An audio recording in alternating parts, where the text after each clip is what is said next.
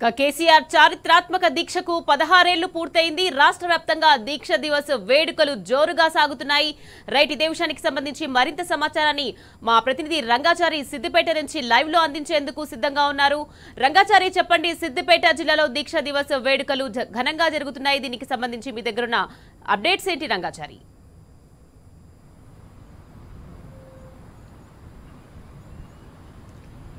Good morning Nikhat. ఇది సిద్దిపేటలో ప్రస్తుతం ఉన్నాం. ఇక్కడే అంటే ఇప్పుడు ప్రస్తుతం ఉన్నటువంటి మన ఈ స్థలంలోనే 2009 నవంబర్ 29 రోజున కేసీఆర్ ఆమరణ నిరాహార దీక్షకు పూనుకున్నటువంటి స్థలంలో ఇప్పుడు మనం ఉన్నాం.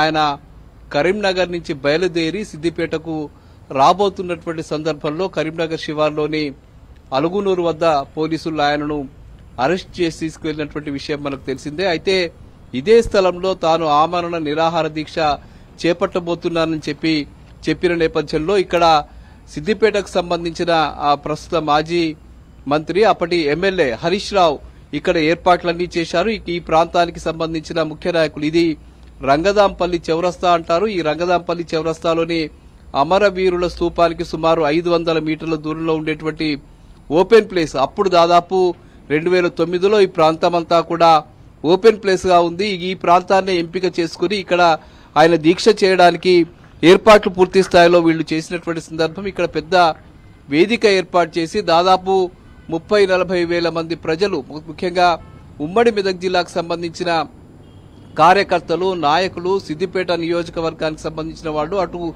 గజ్వెల్ నియోజకవర్గము, దుబ్బాక నియోజకవర్గంతో పాటు ఉమ్మడి మెదక్ జిల్లాలోని అన్ని నియోజకవర్గాల నుంచి పెద్ద ఎత్తున ఇక్కడికి అప్పటి టీఆర్ఎస్ పార్టీకి సంబంధించిన నాయకులు, కార్యకర్తలు పెద్ద ఎత్తున తరలి వచ్చినటువంటి సందర్భం ఇక్కడికి ఉంది. దాదాపు ఆ రోజు నవంబర్ 29 రోజున ఈ ప్రాంతం అంతా కూడా వేలాది మంది తెలంగాణ ఉద్యమకారులతో నిండిపోయినటువంటి స్థలం ఇది.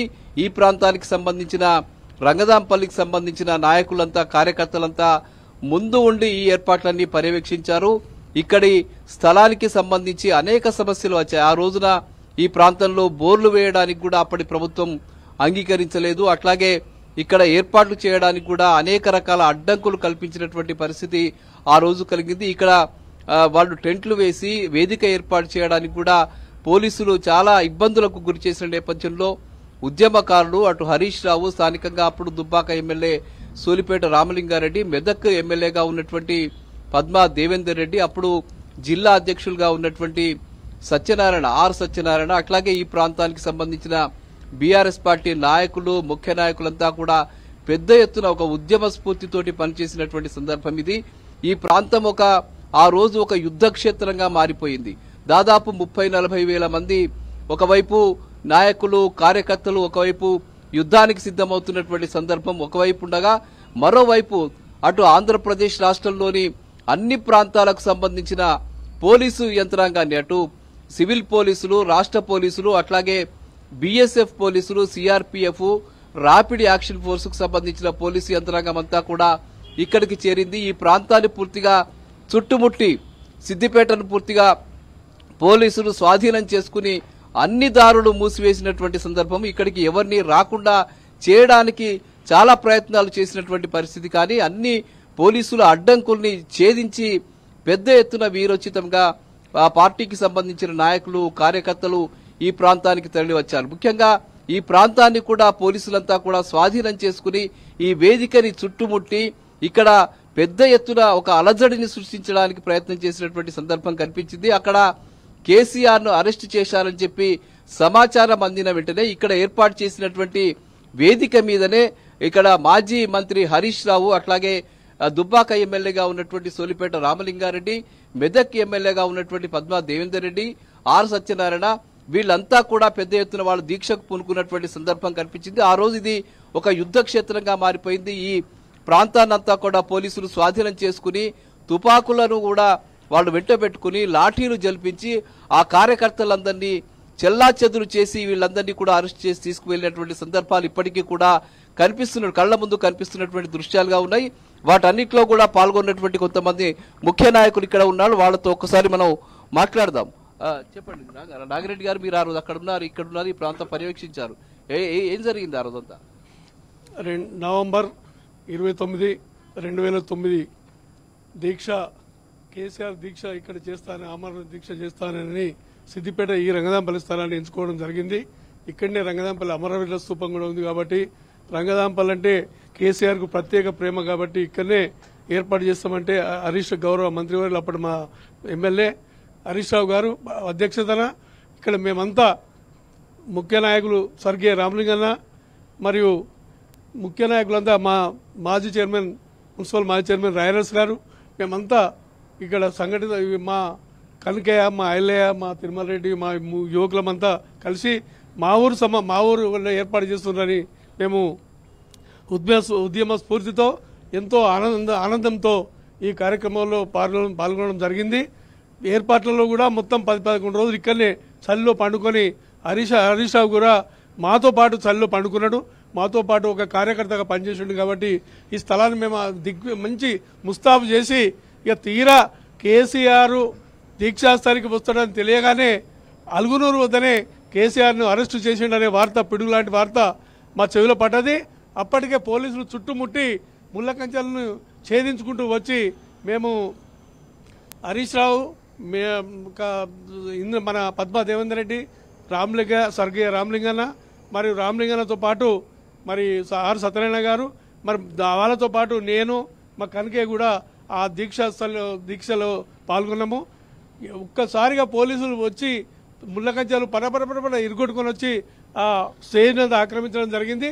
వచ్చి మీదికి వచ్చి మొత్తం ఎక్కడో అక్కడ తోసేసి ఆ దీక్షను భగ్నం చేసే సమయంలో ఆవేశానికి గురైనటువంటి భావోద్వేగానికి గురైనటువంటి హరీష్ రావు గారు పెట్రోల్ పోసుకోవడం కూడా జరిగింది. వెంటనే మేమంతా అప్రమత్తమై ఆయనను పక్కకు తీసుకొచ్చి ప్రొటెక్షన్గా ఏర్పాటు చేసి ఆయనను మమ్మల్ని అందరూ కూడా అరెస్ట్ చేసి తీసుకుపోవడం జరిగింది. పద్మా దేవేందర్ రెడ్డి గారిని హరీష్ రావు గారిని మరియు రాయనస్ను కనకయ్యను నన్ను తీసుకొని మమ్మలను వివిధ మార్గాల ద్వారా Medak police station rural police స్టేషన్కు తీసుకుపోవడం జరిగింది.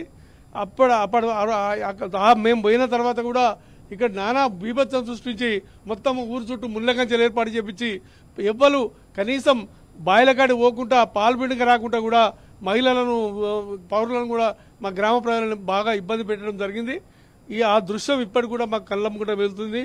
కాబట్టి ఈ దీక్షాస్థల్ని ఆ దీక్షనే ఇలా తెలంగాణ ఉద్యమానికి నాందైంది. మా రంగదాంపల్లికి మేము ఇక్కడ దీక్షాస్థల్ని ఎంచుకోవడం, హరీష్ అన్న ఇక్కడ ఏర్పాటు చేయడం, మా రంగదాంపల్లి మేము ఇప్పటికి కూడా చాలా గర్వంగా ఫీల్ అవుతున్నాం. తెలంగాణ ఉద్యమంలో మా వంతు పాత్ర కూడా ఉందని మేము బాగా సంతోషపడుతున్నాం. గౌరవ కేసీఆర్ గారు సొంత పురిటిగడ్డ అయినటువంటి సిద్దిపేటలో నేను తెలంగాణ ప్రత్యేక రాష్ట్ర సాధన కోసం ఆమరణ నిరాహార దీక్ష సిద్దిపేట ప్రాంతంలో చేస్తా అని పిలుపునివ్వడంతో గౌరవ మాజీ మంత్రివర్యులు అప్పటి శాసనసభ్యులైనటువంటి హరీష్ అన్న గారు మరి ముఖ్య నాయకులతో సమావేశం ఏర్పాటు చేసి ఈ ప్రాంతంలోనే సుమారు ఒక 50 ఎకరాల విస్తీర్ణంలో మరి కేసీఆర్ గారి ఆమరణ నిరాహార దీక్షకు మనం ఏర్పాటు చేద్దామని చెప్పి పిలుపునివ్వడంతో అప్పుడు నేను ఈ ప్రాంత సర్పంచ్గా ఉన్నటువంటి నా పేరు ముత్యాల కనకయ్య, నేను మాజీ సర్పంచ్ను. ఇక్కడ అప్పుడు సర్పంచ్గా ఉన్నా కాబట్టి నా ఆధ్వర్యంలో గౌరవ హరీష్ అన్న గారి నేతృత్వంలో ఆయన సహకారంతో ఇక్కడ ఈ ఏర్పాట్లన్నీ చేసే అదృష్టం నాకు ఈ ప్రత్యక్షంగా తెలంగాణ ఉద్యమంలో పాల్గొనడం నాకు అవకాశం కల్పించిన హరీష్ అన్నకు హృదయపూర్వక ధన్యవాదాలు తెలియజేస్తా ఉన్నాను. మరి అంతకుముందే మనకు తెలంగాణకు నీళ్లు ఎద్దడి ఉండే, దానికోసం మేము బోర్లు వేసుకుంటా అని గౌరవ ఎమ్మెల్యే గారికి దరఖాస్తులు ఇస్తే అప్పటికి మాకు మంజూరు చేస్తే మరి ఈ ప్రాంతంలో నేను తాగునీటి మా రంగదాం ప్రజల కోసం తాగునీటి కోసం బోర్లు వేస్తూ ఉంటే కూడా నా మీద వాల్టర్ యాక్ట్ కేసు పెట్టి నా మీద అరెస్ట్ వారెంట్లు ఇష్యూ చేయడం జరిగింది. అప్పటి ప్రభుత్వం అప్పటి పోలీసులు ఆంధ్ర పాలకులు కలిసి అనేకమైనటువంటి కేసులు సృష్టించి మరి ఇక్కడ ఈ ప్రాంతంలో ఏ ఏర్పాటు చేసినా ఎక్కడ కేసీఆర్ గారి ఆమరణ నిరాహార దీక్ష కోసం ఇక గడ్డి సాఫ్ చేసినా ప్లాట్ ఇక్కడ భూమి చదును చేసినా కానీ నా మీద మరి నాగన్న గారి మీద హరీష్ అన్న గారి మీద చైర్మన్ గారి మీద ఎంబడెంబడే ప్రతి క్షణము షాడో టీంలు ఉండి ఇక్కడ ఏం చేస్తున్నారని చెప్పి ప్రతి నిమిషం కూడా మాకు అరెస్ట్ వారెంట్లు నోటీసులు కూడా ఇవ్వడం జరిగినది. అప్పటికప్పుడు సార్కి మీకు ఎప్పటికప్పుడు విషయం సార్ దృష్టికి తీసుకెళ్తూ మరి ఈ ప్రాంతంలో అన్ని కేసీఆర్ నిరాహార దీక్ష కోసం మేము ఏర్పాటు చేయడం మా అదృష్టంగా భావిస్తా ఉన్నాం. ఇది మనకు ఆ రోజు కనిపించిన దృశ్యంగా చెప్పుకోవచ్చు. ఇదంతా కూడా ఒక యుద్ధ క్షేత్రంగా మారిపోయింది. ఇది కీలక మలుపుగా చరిత్రలో ఒక కీలక మలుపుగా మారింది. తదనంతరం జరిగినటువంటి ఉద్యమ నేపథ్యంలో డిసెంబర్ 9న అనివార్యంగా కేంద్ర ప్రభుత్వం తెలంగాణ రాష్ట్ర ప్రకటన చేయాల్సిన పరిస్థితి ఏర్పడింది. అది కేసీఆర్ సాధించిన ఆమరణ నిరాహార దీక్ష విజయంగా మనం చెప్పుకోవచ్చు. Over to studio.